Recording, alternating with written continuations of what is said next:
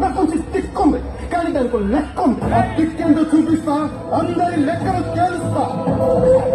ఎందుకు గబ్బర్ సింగ్ గారిని గెలిచాను నువ్వు అనుకోకపోతే, అలా నీకు అనిపించకపోతే నేనేంటో వాళ్ళకి తెలుసు.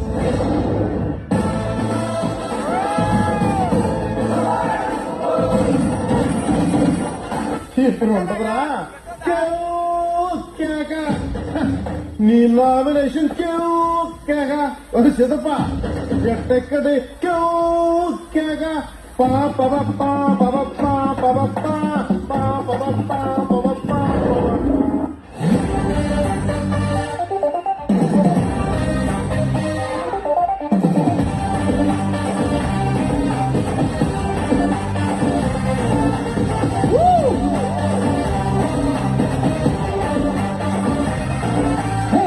సిల్కు గుడ్డల్లే